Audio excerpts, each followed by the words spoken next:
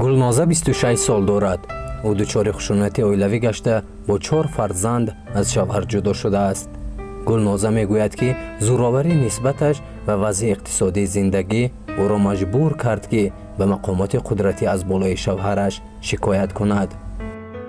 من خشونت در عائله شوهر رو بسیار دیدم. اینش بود، هر روز خونه‌شون جنگ بود، ملت پرستی میکردن، میگفتن به پدر و مادری. چه ملت؟ شما ملت توجیه نیست؟ خرجز ما. یه شوهرم بد نبود، نقصد. همین برادراش ویرانش کردن. بسیار پولش میدادن رفته عرق بخواه مقصد. چیکار میکنی زنک؟ غمون میداد، یگان چی نمیآورد یگان. 2 هفته که در خونه ما رو سوزجو کرد، در اومدیم زندگی کردیم. یگان سوم نمیآورد. هر روز ما را میزد، در پیش کودکا لیچ میگشت، تنه لیچ مادرزاد میگشت. کودکا ترسیدن، ویدیو خوان دارم. کودکی معیب دارم و یا ترسیدن، گفتن اوچه نمیشه و بیا بریم. اونجا کودکا خودشون باید قرار اومدگن که خیلی پدر زندگی کردن نمیشه. هر روز ما را میزد که سوم یا مدت ما مقصد رام عرق بخورم میگم. با خیلی مجبور میشتیم میگفتیم خیلی اند یا امتحان میشه مقصد ما را غم ندید با همون خیلی اومده ما را غم میداد. در سن 17 سالگی شوهر برآوردم و 7.5 سال زندگی کردم.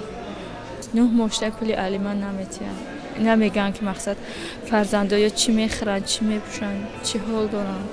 با همین مقصد مرکز آمریکایی در شهر دوشنبه بخشیده به 16 روز علیه خشونت نسبت زنان چاره‌بینی را برگزار نمود. مقصد این چاره‌بینی جلب دقت جامعه و مشکلات‌های زورآوری نسبت زنان همچون جنایت و پایمالکنی حقوق انسان و عاقبت‌های اقتصادی اجتماعی و سبب ظاهر گردیدن آنها میباشد. در چاره‌بینی مذکور حکایه منیکین‌های زنده تهیه شده بود. هر یک منیکین سرگذشتی را درباره زورآوری گندری که به جامعه‌های معاصر برای زندگی خوشحالانه و شکوفایمانه می شود اظهار می نماید. مقامات کارهای داخلی تاجیکستان می گوید که شکایت از خشونت و زورآوری نسبت به زنان افزوده است. در 10 ماه بیش از 3000 نفر به ریاست حفظ ترتیبات جمعیتی وزارت کارهای داخلی شکایت کردند که در عائله خشونت دیدند. این رقم در مقایسه به همین دوره سال گذشته 400 حالت بیشتر بوده است. هر روز در تاجیکستان 34 نفر از هم جدا می شوند.